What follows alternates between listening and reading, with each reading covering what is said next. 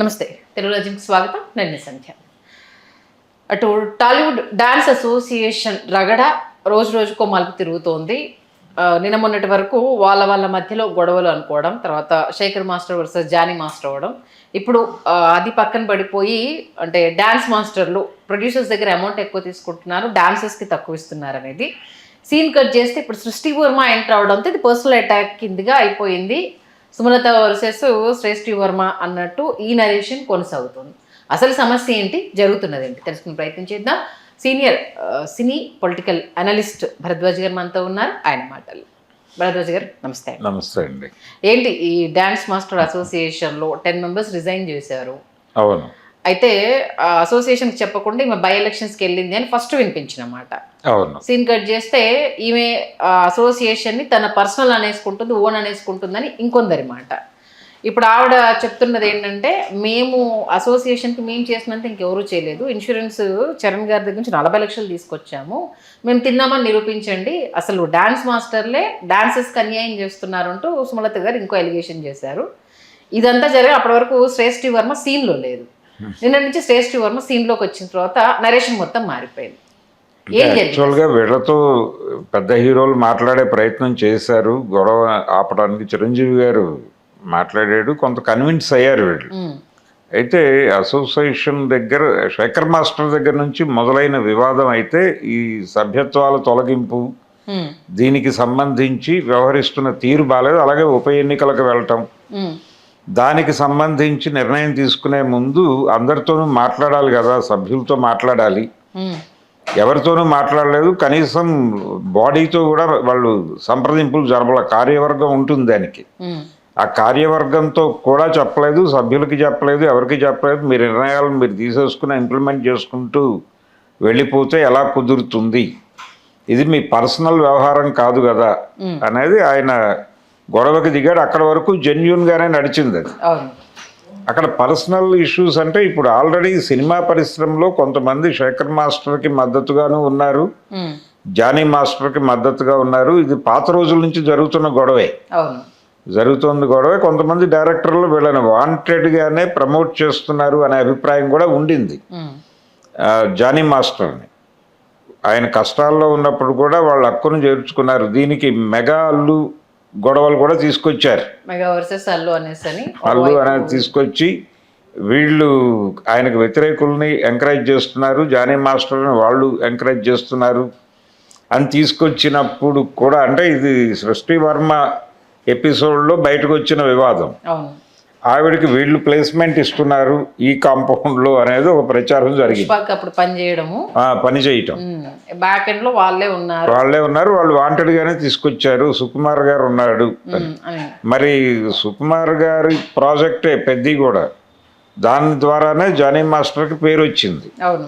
మరి అక్కడ ఎందుకు అకామిడేట్ చేశారు, అక్కడ కూడా ఈవిడ్నే చేసి ఉండాలి కదా అంటే సమాధానం లేదు. అంటే హీరో గారి ప్రెజర్ వలన అక్కడ జానీ మాస్టర్ వచ్చాడు, ఇక్కడేమో మరి ఈయన కూడా ప్రెజర్ చేసి ఉండాలి కదా, ఈయన వాంటెడ్గా వాళ్ళ కొరియోగ్రాఫర్ కాబట్టి అతను వద్దు అని చెప్తే సృష్టి వర్మని తీసుకొచ్చారు అనేది ఒక సిద్ధాంతం చేసి ఈ రెండు కుటుంబాల వివాదాన్ని డాన్స్ అసోసియేషన్ దాకా లాక్కొచ్చి ఒక రచ్చ చేసే ప్రయత్నం జరిగింది బయట. కానీ ఇప్పుడు చిరంజీవి గారు పిలిచి కన్విన్స్ చేసిన తర్వాత అది సెటిల్ అయిపోయేదే. నిజానికి ఆవిడ సుమలత గారు మాట్లాడిన దానిలో కొంత గందరగోళం ఉన్నమాట వాస్తవమే. కానీ ఈ వివాదం ఛాంబర్కి సంబంధించి అక్కడ దాకా వెళుతుంది. ఈ అన్ని అసోసియేషన్లు అంతిమంగా సమాధానం చెప్పుకోవాల్సింది ఛాంబర్లోనే. కాబట్టి ఈ వివాదం మీద వాళ్ళు ప్రొడ్యూసర్ గిల్టు వీళ్ళందరితోనూ కలిసి కూర్చుని ఒక ఇది చేయాలి. అంటే ఇక్కడ రెమ్యూనరేషన్లకు సంబంధించి, ఆదాయాలకు సంబంధించి ఈ గ్రూప్ డాన్సర్లకి ఇస్తున్నటువంటి పారితోషికాల గురించినటువంటి వివాదం కూడా ఉంది దీనిలో. వాళ్ళు పాటలకి కాంట్రాక్ట్ దీనిలో డబ్బులు తీసేసుకుంటున్నారు, పంపిణీ దగ్గరకు వచ్చేసరికి ప్రాపర్గా ఇవ్వటం లేదు అనేది. అంటే ముఠా మేస్త్రికి కాంట్రాక్టర్ గారు ఇచ్చే డబ్బులు కూలీలకు చెందటం లేదు లాంటి వివాదమే ఇది కూడా. కాబట్టి దీన్ని సార్ట్అవుట్ చేయాల్సిన బాధ్యత వాళ్ళకు కూడా ఉంటుంది, ఛాంబర్కి కూడా. సో ఈ పంచాయతీ అక్కడ నడుస్తుంది, వాళ్ళు ఏదో సెటిల్ చేస్తారు దీన్ని.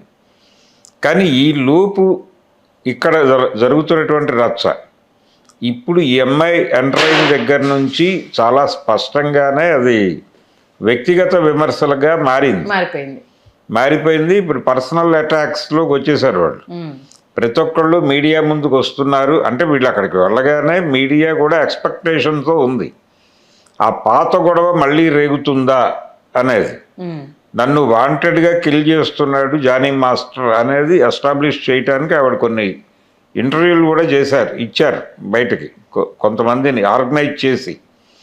ఇప్పుడు తిరిగి అదే ఆర్గ్యుమెంట్ ఆవిడ నన్ను తీసుకొచ్చారు అక్కడ. తీసుకొచ్చి మాకెవరికి అవకాశాలు దొరకకుండా కూడా చేస్తున్నారు అనే ఆర్గ్యుమెంట్ని తీసుకొచ్చారు ఆవిడ. ఇప్పుడు దీని మీద సమాధానం చెప్పాలి వాళ్ళు. జానీ మాస్టర్ చెప్తాడు. నిజానికి జానీ మాస్టర్కి ఓపెన్గా సంబంధం లేదు, సుమలత గారి గొడవే అది. ఇప్పుడు ఆవిడ కాబట్టి ఆవిడ మాట్లాడాలి. అందుకని ఇప్పుడు ఆవిడ ఏం మాట్లాడినా కరెక్ట్ చేయటానికి ఛాంబర్ ఉంది అక్కడ. కాబట్టి ఛాంబర్ ఏ నిర్ణయం తీసుకుంటుంది ఈ వివాదాల మీద అనేది చూడాలి. ఇప్పుడు ఇక్కడైతే ఓపెన్గా వాళ్ళు రచ్చ చేసేసారు. ఉన్న గొడవలన్నీ రోడ్డు మీద పెట్టేశారు. వ్యక్తిగత కక్షలు, జానీ మాస్టర్ వర్సెస్ అతను మొదలైంది, శేఖర్ మాస్టర్ మొదలైంది. ఇప్పుడు సృష్టి వర్మ వర్సెస్ సుమలతగా మారింది. సో దీన్ని ఎలా కంక్లూడ్ చేస్తుంది ఛాంబర్ అనేది చూడాలి. వీళ్ళకైతే మీడియాకి వచ్చి అక్కడ సరదాగా అనిపిస్తోంది వీళ్ళకి. అంటే వాళ్ళ మధ్య అంటే వ్యక్తిగత వ్యవహారాలు మాట్లాడుకోవటానికి ఒక స్కోప్ దొరికింది వీళ్ళకి.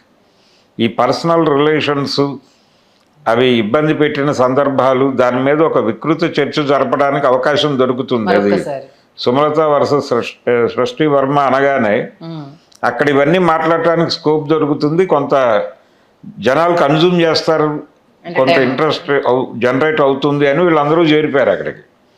చేరిపోయి దాన్ని ఇంకొక యాంగిల్లోకి నడిపించేస్తున్నారు వీళ్ళే. అసలు సమస్య ఒరిజినల్ సమస్య ఏమో వాళ్ళకి డబ్బులు కావాలి, మేము కష్టపడుతున్నాం, మాకు డబ్బులు కావాలి. చాలా సందర్భాల్లో ఒక పెద్ద హీరో షూటింగ్ జరుగుతూ ఉంటుందండి, ఆ పాట కంప్లీట్ చేసి ఆయన వెళ్ళిపోవాలి. అక్కడ వరకు ఆయనది. ఆయన ఉన్న షార్ట్స్ అన్నీ కంప్లీట్ చేసేసి నేను వెళ్ళిపోతాను, నాకు వేరే పని ఉంది అంటాడు ఆయన. ఈ గ్రూప్ డాన్సర్లను తీసుకొస్తే వాళ్ళకి భోజనం చేసే టైం కూడా ఇవ్వరు. వాళ్ళు లంచ్ బ్రేక్ వచ్చిన తర్వాత కూడా లేదు, హీరో ఆయన ఏదో జస్ట్ వర్కింగ్ లంచ్ 2 బ్రెడ్ ముక్కలు అవేవో తినేసి వచ్చేసి నిలబడతాడు. ఆయన మూమెంట్స్ ఇచ్చినంతసేపు వీళ్ళు డ్యాన్స్ చేస్తూ ఉండాలి వెనకాల. కాబట్టి ఆయన వెళ్ళిపోవటం ప్రధానం కానీ వీళ్ళు భోజనం చేయటం కాదు. అంత అణిచివేత నడుస్తుంది సెట్స్ మీద. ఈ సఫరింగ్ ఎంత కష్టపడుతున్నాం మేము, మాకు ఇవ్వాల్సిన డబ్బుల్లో కోత పెట్టి ఇవ్వడం ఏంటి అనేది వాళ్ళ గొడవ. దాన్ని సెటిల్ చేయాలి ఇప్పుడు. వాళ్ళ గొడవ అంటే వాళ్ళ డిమాండ్స్ యూనియన్ ముందు ఉన్నాయి. ఆ డిమాండ్స్ని సార్ట్అవుట్ చేసి ఇస్తున్న పారితోషికాలని పెంచి వాళ్ళకేదో న్యాయం జరిగే పద్ధతిలో, మీరు అక్కడ ఎక్కువ తీసుకుంటున్నప్పుడు అదే ఇవ్వండి మాకు కూడా అని అడుగుతున్నారు వాళ్ళు. సుమలత గారు రైజ్ చేశారు సార్ ఈ పాయింట్ని. ప్రొడ్యూసర్ దగ్గర 1500 తీసుకుంటున్నారు, కష్టపడుతున్న డాన్సర్స్కి 500 ఇస్తున్నారు. అక్కడ ప్రొడ్యూసర్ని నష్టం చేస్తున్నారు, ఇక్కడ డాన్సర్లను నష్టం చేస్తున్నారు. ఇది మేము రేజ్ చేస్తుంటే వాళ్ళకి బాగా అయింది అనేది సుమలత గారి పాయింట్. అది శేఖర్ మాస్టర్ మీద అటాక్. మరి అది దానిలో రీజన్ ఉంది. వాళ్ళు కష్టపడుతున్న మాట వాస్తవమే. చాలా షూటింగుల దగ్గర కనిపిస్తుంది అది. వాళ్ళు భోజనాలకు బయటకు వస్తారు, ఈ లోపల ఎవరో అరుస్తారు మైక్లో, నో లంచ్ క్యాన్సిల్ తర్వాత చెదురు అని మళ్ళీ లోపలికి వెళ్తారు. లోపలికి వెళ్ళి అది కంప్లీట్ అయిన తర్వాత వచ్చి తింటారు. ఈ టార్చర్ నడుపుతున్నప్పుడు వాళ్ళకి ఇవ్వాల్సిన డబ్బుల దగ్గర గొడవ ఏమిటి అనేది ఒక వివాదం. దాన్ని సార్ట్అవుట్ చేయాలి ఇప్పుడు వాళ్ళు కూర్చొని. అంతే తప్ప అణిచివేత ఉంది లేకపోతే ఈయన ఆర్గ్యుమెంట్ ఒకటి, ఉప ఎన్నికల గురించి మాత్రమే ఈయన మాట్లాడాడు. శేఖర్ మాట్లాడింది. శేఖర్ మాస్టర్ గొడవ అదే మొదట వివాదంగా బయటకు వచ్చింది. ఈ ఉప ఎన్నికల నిర్ణయాలు తీసుకోవటం పర్సనల్ లెవెల్లో తీసుకుంటోంది ఆవిడ. రిజైన్ చేసినప్పుడు మనం మాట్లాడుకోవాలి, పోలింగ్ పెట్టుకోవాలి, వాళ్ళ సమస్యలు ఏంటి, దాని గురించి ఉన్న అసోసియేషన్లో మనం డిస్కస్ చేశాక అప్పుడు మీరు బై ఎలక్షన్స్కి వెళ్ళాలి. ఎలాంటి డెసిషన్ తీసుకోకుండా ఎవరితో డిస్కస్ చేయకుండా బై ఎలక్షన్స్కి ఎలా వెళ్తారు అన్న దగ్గర స్టార్ట్ అయింది. కార్యవర్గంతో మాట్లాడాలి అనేది ఆయన గొడవ. అది ఒక వ్యవహారం. ఆ సందర్భంగా ఆవిడ ఈ అంశాన్ని తీసుకొచ్చారు. బాబు మీరు యూనియన్ అని చెప్తున్నారు, ఇంత తాపత్రయం ఉందని చెప్తున్నారు, మీరేమో ప్రొడ్యూసర్ల దగ్గర తీసుకున్న డబ్బులు వీళ్ళకి ఇవ్వట్లేదు అని ఒక అటాకింగ్ ప్రోగ్రాంలో భాగంగా ఆవిడ దాన్ని ఎజెండా మీదకి తీసుకొచ్చారు. ఇప్పుడు ఈ పర్సనల్ గొడవ ఒకటి ఎజెండాలోకి వచ్చింది. సో వీటన్నిటి వెనకాల ఈగో క్లాషెస్సే ఉన్నాయి. ఖచ్చితంగా ఆ ఈగో క్లాషెస్ వల్లనే దీన్ని రచ్చ చేసుకుంటున్నారు. ఒకళ్ళ మీద ఒకళ్ళు దాడులు చేసుకునే క్రమంలో చాలా విషయాలు రోడ్డు మీద పెడుతున్నారు తెలియకుండానే. ఈ రోడ్డు మీద పెడుతున్న విషయాలన్నింటినీ అక్కడ పంచాయతీకి తీసుకుని వీళ్ళని కూర్చోబెట్టి ఛాంబర్లో సార్ట్అవుట్ చేసి మళ్ళీ ఆ యూనియన్ని ప్రాపర్గా డిజైన్ చేయాల్సిన అవసరం అయితే ఉంది. దీని ప్రభావం రేపు జరగబోయే ఎన్నికల మీద పడుతుంది. అప్పుడు ఇంకొంచెం ఇంటెన్సిఫై అయ్యి కొట్టుకుంటారు కూడా అనిపిస్తోంది. శ్రేష్ఠి వర్మ స్టేట్మెంట్ ఇచ్చింది, గలాటా జరగలేదన్నారు, జానీ మాస్టర్ అసిస్టెంట్ మమ్మల్ని ఇలా కొట్టడానికి మా మీదికి వచ్చాడు అనేసి ఆవిడ స్టేట్మెంట్ ఇచ్చింది. వీళ్ళ పిచ్చి పిచ్చి ప్రశ్నలన్నీ తెలియకుండా తనకు ఆ తెలుగు రాకపోవడము, నాకు సరిగ్గా తెలుగు రాదు, నేను కన్వే చేయలేకపోతున్నాను అని చెప్తున్నా, ఏదో ఒక ఫుటేజ్ రావాలనేసి వీళ్ళ క్వశ్చన్స్ అక్కడ ఆడటం కనిపిస్తూనే ఉంది. లేదు, వీళ్ళ తాపత్రయం అదే. అంటే అదొక సెల్లింగ్ పాయింట్గా చూస్తున్నారు వీళ్ళు. మీడియా వైపు నుంచి అది బాగానే అమ్ముడవుతుంది అని వీళ్ళందరూ చేరిపోయారు అక్కడికి. అమ్మాయి వచ్చేసరికి అక్కడ ఉన్న లోగోలు పెరిగినాయి, సంఖ్య పెరిగింది. అంటే తను వస్తుంది అనే విషయం స్ప్రెడ్ అయింది బయట. ఇమ్మీడియట్గా చాలామంది వెళ్ళిపోయి అక్కడ లోగోలు పెట్టేశారు. ఆవిడ ధోరణిలో మాట్లాడేసి వీళ్ళకి కొంత స్టఫ్ ఇచ్చేసింది. ఈ పర్సనల్ అటాక్స్గా మారటం అనే దాన్ని పక్కన పెట్టి రోడ్డు మీదకి వచ్చిన ప్రధాన అంశాలు యూనియన్ని ఆవిడ సొంత జాగీరుగా వ్యవహరిస్తోంది అనే మాటలో నిజం ఉందా లేదా, అలాగే ఆవిడ కౌంటర్గా వీళ్ళ మీద దాడి చేయడానికి తీసుకొచ్చిన ఆరోపణ ప్రొడ్యూసర్లు ఇస్తున్న డబ్బులు వీళ్ళకి ఇవ్వట్లేదు. ఈ రెండింటినీ కూర్చోబెట్టి పంచాయతీ చేస్తే అసలు ఎవరు నేరం చేసిన వాళ్ళు అనేది కొంత మేరకు బయటకు వస్తుంది. ఏదైనా మెజారిటీ పీపుల్కి న్యాయం చేయగలిగిన వాళ్ళని నిలబెట్టాలి, మిగిలిన వాళ్ళని కంట్రోల్ చేయాలి, పర్సనల్ గొడవలు ఆపాలి. ఈ వ్యక్తిగత వ్యవహారాలను రోడ్డు మీద పెట్టుకుని మాట్లాడుకోవటం అనే దానికి అది వేదిక కాకూడదు. యూనియన్ ఆఫీస్ అనేది వేదిక కాకూడదు. దాన్ని సార్ట్అవుట్ చేయాల్సిన బాధ్యత ఇప్పుడు ఛాంబర్ మీద ఉంది. వాళ్ళు ఎలా రియాక్ట్ అవుతారో చూడాలి. కష్టపడ్డ వాడికి ఆ ప్రతిఫలం దక్కాలి. కష్టంలోనే వాళ్ళు మగ్గిపోకూడదు. రేపు వాళ్ళ ఫ్యూచర్ ఏంటి అన్న క్వశ్చన్ వాళ్ళకి రైజ్ అవ్వకూడదు. మంచి విశ్లేషణ అందించారు sir. Thank you. Hello, Telugu రాజ్యం ఛానల్ చూస్తున్నారా? సామాజిక రాజకీయ జీవన చిత్రణే తెలుగు రాజ్యం. అతిశయోక్తులు అసత్యాలు ఉండవు. రాజకీయ కోణం కాదు, ప్రజా కోణమే కొలబద్ద. తెలుగు రాజ్యం వీక్షణ మీ ఉత్తమ అభిరుచికి నిదర్శనం.